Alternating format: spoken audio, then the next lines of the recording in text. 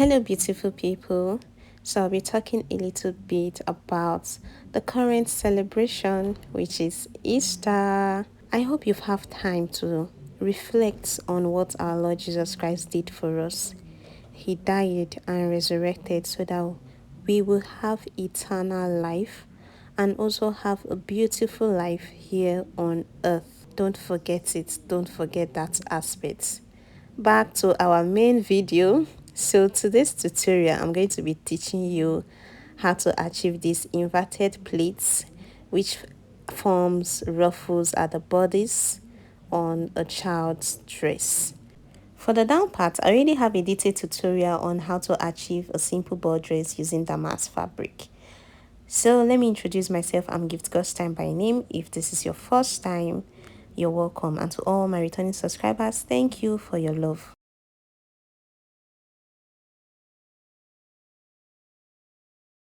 These are the fabrics I'll be working with. First on the list is a damask fabric, and this damask is really soft. You need to put that into consideration when working with kids because you don't want their skin to hurt.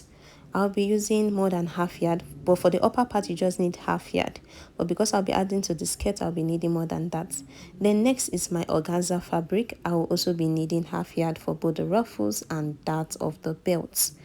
Next is my two nets, a very soft one. This will serve for the yoke part.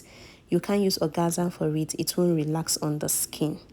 Next will be my bridal satin for the lining aspects.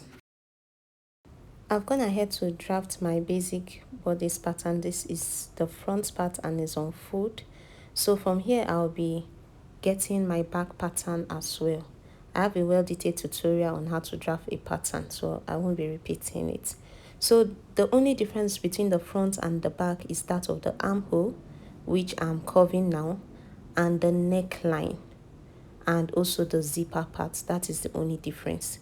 So I've gone ahead to draw the armhole. Next, I'm going to draw the neckline. I'm coming down by 1 inch, and then I'm going to curve it. So the other part will be the zipper, which I'll be adding on the fabric itself.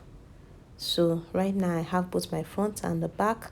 The back is indicated with the black marker, while the front with the blue marker. So I'll go ahead to cut it out. Now on this pattern, I already added my allowances on the side and the hem part as well. So when cutting on my fabric, I will add the neckline allowance as well, the seam allowance. So I've gone ahead to cut out the back pattern. Now I'll be cutting it on my fabric. So this is it on my fabric. I left extra 1 inch for the zipper. So I've got the lining and the main fabric, the damask fabric. So this is for the back. What I'll be doing is I'm going to take this pattern to get my front pattern. So firstly, I'm going to cut out the armhole for that of the front. After cutting out the armhole, I'll cut out the neckline as well. So this is our front pattern. Next, I'm also going to be altering it because it's going to have a yoke. So from the neckline region, I'm going to go down by 1.5 inches. After that, I'm going to draw a straight rule across it. That upper part will form my yoke, and this down part, that is what I'll be using to cut out my damask fabric, while the upper part, I'm going to use it to cut out the two nets. So for the front part, while cutting, make sure it's on fold. That is what I'm indicating. So both the yoke part and that of the bodice, these two parts of the front will be on fold when cutting on your fabric. So I've gone ahead to cut it on my fabric. Now this down part, this is the lining and that is the damask. I left 1/2 inch at the top because I'll be joining it with the yoke, so you don't want any shortage. So by the time I open it up, this is how it looks like because it's on fold. So that is the lining and this is the main fabric. So this is it when it's open up on fold. So I've gone ahead to cut out my yoke parts, and I added allowance at the top part, that is the neckline, the upper parts, because I'll be turning it over, and also I added allowance at the hem part because I'll be joining it with the bodice. So I've cut these two nets into two because I'll be using one to turn the other.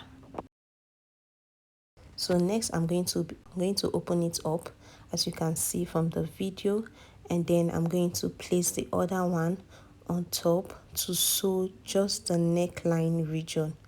So I'm going to sew the neckline only. So after sewing the neckline, I'm going to cut off the excess closely, very closely to the seam, because you don't need that excess popping out. Next, I'm going to flip it over and take it to iron so that it will lie flat. You have to use a low steam iron to iron it out, if not it will get burnt. It's very delicate fabric. So this is it after ironing it. Next, I'm going to attach the two of them together, that is my yoke and the bodice. As you can see, they align properly. So I'm going to flip it over and then use my pin to pin it down, and then I'm going to sew it. Using pins while working is important because they help in guiding you to keep your fabric in the right position. So I'm going to sew it. I'm done pinning it, and this is how it looks like after sewing. Next, I will proceed to the main part of this tutorial, which is the ruffles. So firstly, I'm going to be measuring where the ruffles will start. Now the ruffles will be 2 inches. So I'm taking that 2 inches point from that seam where we join the yoke and that of the half bodice. So after that 2 inches seam, I'm just going to trace it and know where it ought to start. So now I'm taking the measurement. So this is the point it ought to start, which in length is 14 inches. This will determine on how you will cut your fabric. So the rest of it are 14 inches as well. So now with my organza fabric, I'm going to explain in detail, but I already have a tutorial on how to achieve inverted pleats. It is very easy. So what I'm going to do, since I'm working with 14 inches, I'll be keeping that 14 inches aside. Next, I will determine how many pleats I want. I want 8. And how wide I want my pleats. I want it 1.5 inches. So 1.5 inches times 2, that is 3 inches. 3 inches times 8, the number of pleats I want, that is 24. 24 plus my initial 14 inches, that is 38. Then plus 1 inch on both sides, that's plus 2 inches, that's 40. So I've gone ahead to fold my organza fabric and cut. The length is 40, so the wideness I want is 5 inches because I'll be folding it into 2, so I will arrive at 2.5 inches. So this is what I mean. I've folded it into 2, so it's 2.5 inches. Next, I'm going to take it to interlock it, so that because it's organza fabric, I don't want it to frill up. So that's why I had to interlock it. So this is where we are going to be marking our points. Now remember the 2 inches we added, which made it to be 40. I'm going to take 1 inch on both sides. If you're sewing inverted skirt or dress, this 1 inch will serve as the zipper part. So I'm still going to take it off. Next, I'm going to be marking my initial width for the inverted pleat, which is 1.5 inches. So I'm going to mark 1.5 all through. You know, inverted pleats are 2 pleats coming together. So you need 2 pleats, that's 1.5 plus 1.5. So at the end, you have 3 inches. So next, what I'll be doing, the first 1.5 inch, I'm going to pleat it over to that 1 inch point. So you need all your markings. And after pleating it, I'm going to use my pin to safeguard it. I'll be working a lot with pin for these pleats. You can't do without working with pins. So next, I'm going to take that other 1.5 inches and pleat it next to that other 1.5 inches. So the video explains it much better. How the pleating will be is an inverted pleat. It will not go in one direction. So when you bring one to this side, you bring the other to that side. That is how you form inverted pleats. So that is what I'm doing. So those markings, those 1.5 inches marking, will guide you on where to fix the next pleat.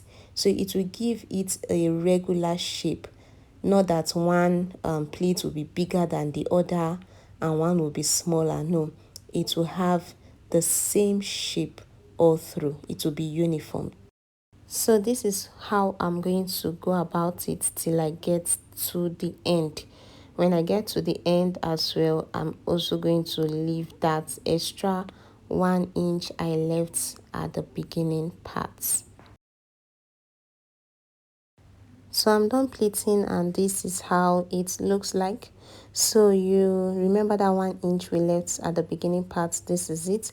So I'm going to tuck it inward because it has that interlock at the side. You don't want that interlocking part to show at the end of the dress. So that is the reason why you need that extra 1 inch so that you'll be able to tuck it inward. So the pleats will form, it will have like a 3D effect, kind of. It won't be showing where it started from. So that is the reason. Now I bring the bodice, the front part. I'm going to be placing each of the pleats. It depends on how many you want. I did 3, so I'm going to be placing them and spacing them accordingly to how the shape I want.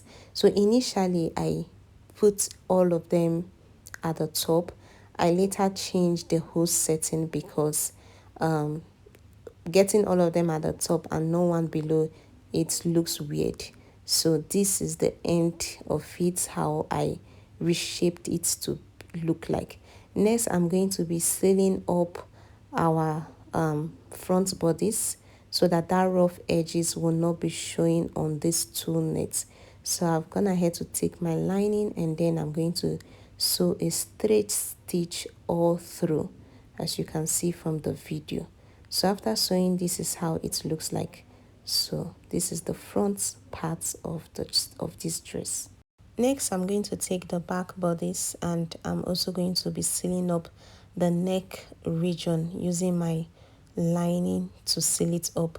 Now, I'm not going to seal it up completely because there will be a zipper. So I'm going to seal it up, then stop at that 1 inch for the zipper part. So before joining both the front and the back bodies, I'm going to take this my ribbon. It's a gross grain ribbon. I'm going to seal that edge of the organza. I'm going to be tacking this ribbon at that edge. As you can see, the edge is rough where we interlock to sew, so that it looks beautiful. Then after that, I'm also going to take my band, the rope that will be at the back that will form a bow, before adding my back bodice, and then I'm going to join all of them together and sew according to the allowance I left. So this is it after joining the 2 back parts to the front. So we have the rope that will serve as a bow at the back and the ribbon in front. Next is to join the armhole region. So right side facing right side. Next, I took the back lining, I'm going to flip it over, as you can see from the video, and then I'm going to join them together and sew. This is also to give it a good finishing. So this other part, I've gone ahead to tack it. Now to add this fancy ribbon, so I just took the ribbon and fold it into 2, and then I'm going to place it at the midpoint. So I'm done with it. This is the outcome of the bow that I explained in front, and that other part, the ribbon is tacked already. Now this is the shoulder parts. As you can see, both the front side and that of the back are neat. Next, I'll be adding this fancy pearl at the midpoint. So now for the skirts parts, I already have a detailed tutorial on how to achieve a simple ball dress using damask fabric, which I will link in this video. And also, I have a tutorial on how to achieve the sleeve. I will also link the video as well. So if you've watched this far, please do not forget to give this video a thumbs up and subscribe to my channel. Bye!